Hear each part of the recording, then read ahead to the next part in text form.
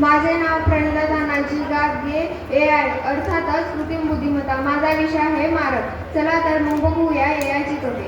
आत्ताच माझी बहीण म्हणाली की AI मुळे मानव खूप प्रगत होत आहेत, पण मला हे मान्यच नाही. AI मुळे मानव कुठं प्रगत होत आहेत? AI मुळे मानव प्रगत होतच नाही. मी तुम्हाला एक प्रश्न विचारते, कृत्रिमरित्या तयार केलेल्या फुलाला सुगंध येतो का? तर तुम्ही सुद्धा बघितलंच आहे, कृत्रिमरित्या तयार केलेल्या फुलाला सुगंध येतच नाही. निसर्गाने तयार केलेल्या फुलाला सुगंध येतो. मग मानवाच्या आयुष्यात सुद्धा असंच झालंय. तो जर निसर्गावर भर घालू लागला तर तो खूप प्रगत होतो, पण मानव निसर्गावर भर न घालता AI वर भर घालू लागला हे म्हणून तो प्रगत होत नाही. म्हणून मी तुम्हा विद्यार्थ्यांना सांगते की तुम्ही हे AI चा वापर करू नका. हे माझे वैयक्तिक मत आहे.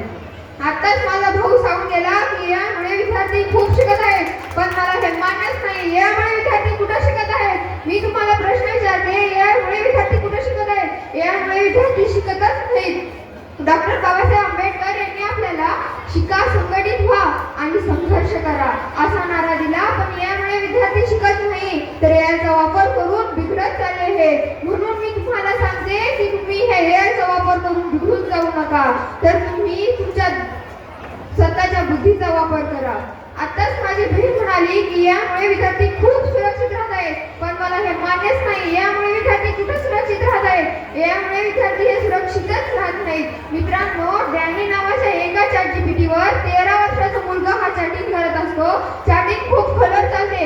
एके दिवशी ChatGPT त्या 13 वर्षाच्या मुलाला असा काही मेसेज टाकते की त्या 13 वर्षाच्या मुलाला तो मेसेज सहन होत नाही आणि तो 13 वर्षाचा मुलगा आत्महत्या करतो. अहो म्हणजे काय? यामुळे आजचा मुलं आत्महत्या करत आहे. म्हणून मी तुम्हा विद्यार्थ्यांना सांगते की तुम्ही हे AI चा वापर करू नका. हे माझे वैयक्तिक मत आहे. आताच माझ्या सरांनी सांगितलं की आपल्याला स्वतःला बघितलं पाहिजे की आपण किती AI चा वापर करत आहे.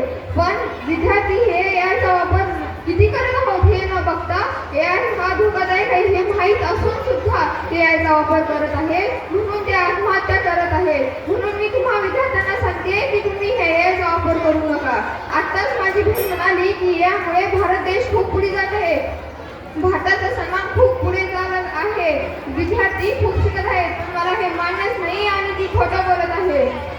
यामुळे भारत हा प्रगत होतच नाही. यामुळे भारताचा सन्मान होतच नाही. मित्रांनो, भारताचे भविष्य पुढच्या पिढीकडे असते, पण भारताची भविष्याची पुढची पिढी ही यामुळे शिकतच नाही तर याचा वापर करून बिघडत चालली आहे. म्हणून मी तुम्हा विद्यार्थ्यांना सांगते की तुम्ही हे याचा वापर करू नका. वाचाल तर वाचाल असा संदेश आपल्याला डॉक्टर बाबासाहेब आंबेडकरांनी दिले, पण विद्यार्थी हे यामुळे वाचत नाही. त्यांची यामुळे वाचन संस्कृती लोप पावत चालली आहे, लेखन संस्कृती लोप पावत चालली आहे.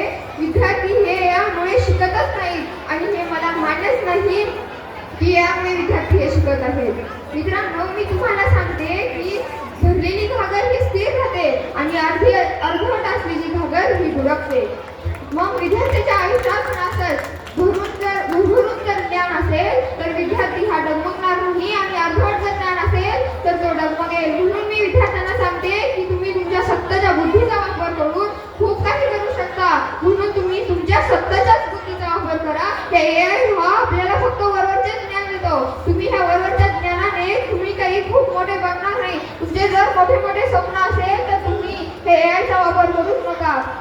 माझा भाऊ हा आज कलेक्टर बनला आहे. याचे कारण फक्त आपल्या स्वतःच्या बुद्धीचा वापर करायचा. तो आपल्या कोणाचाच ऐकायचं नाही की हे याचा वापर कर. तो स्वतःच्या बुद्धीचा वापर करून आज कलेक्टर बनला आहे. आपल्या स्वतःच्या बुद्धीमुळे खूप काही होत आहे. म्हणून मी तुम्हा विद्यार्थ्यांना सांगते की तुम्ही हे याचा वापर न करता फक्त स्वतःच्या बुद्धीचा वापर करा. यामुळे आज विद्यार्थी अभ्यास करत नाहीत. यामुळे खूप काही विद्यार्थ्यांवर दुष्परिणाम होत आहे. तुम्ही आपल्या स्वतः दुष्परिणाम न होऊ देता तुम्ही स्वतःची बुद्धीचा वापर केला पाहिजे. विद्यार्थी हे लोखंडाला जसं गंज फुटतो तसं आपल्या स्वतःच्या बुद्धीला गंज फुटू देत आहे. विद्यार्थी हे स्वतःच्या बुद्धीचा न वापर करता यामुळे फक्त याचा वापर करून ते आपल्या स्वतःच्या बुद्धीला गंज फुटवत आहे.